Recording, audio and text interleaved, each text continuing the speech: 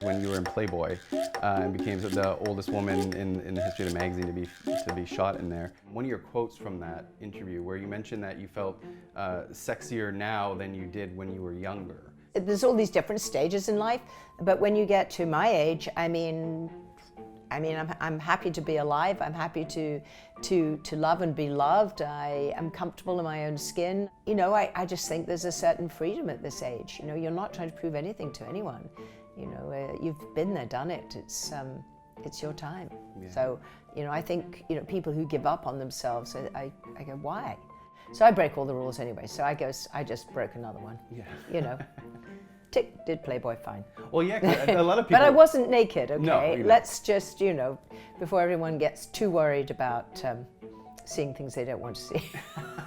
Well, yeah, and you're right, like a lot of people were kind of surprised, like, oh, wait, Jane Seymour now? Like she did Playboy? Like yes. What was it that made you decide to want to do that? They were foolish enough to ask me.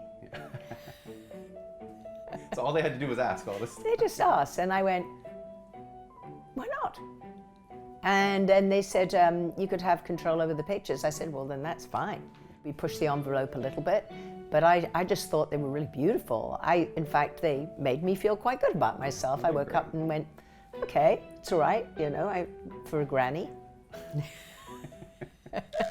Obviously, you keep yourself in great shape and you take care of yourself. What tips can you offer for people in their 60s and 70s and beyond for sort of staying healthy and vital as they get older? Well, you know, I think listening to your body and knowing what your DNA is. So if you have a nice conversation with your doctor about, you know, at some point when none of us are going to be here, so what is it that takes out your family? And then you address those issues and see if you feel like doing something about it. So, you know, if the doctor says, oh, it's heart disease, then, you know, you take your meds, you do some fast walking, and you try to eat some blueberries.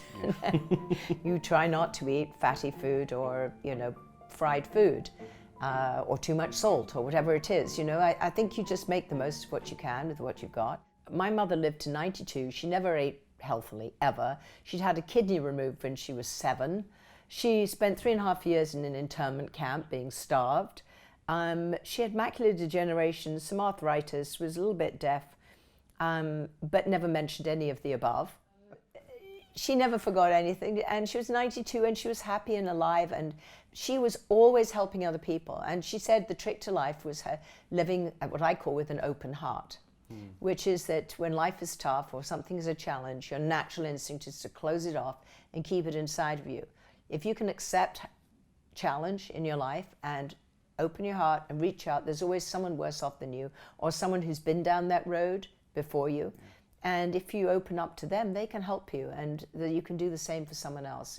You know, so I just think that is the key, I think, to life in general, but especially this period of my life. And you know, I've lost 3 of my closest friends, well, more than that, but 3 in the last 2 years who are my age, just like that. And so I'm not waiting for, you know, for prime time. I'm living it now. It's today, it's now. Yesterday's yesterday, tomorrow I have no guarantee for. I love making plans, but I definitely live in the moment.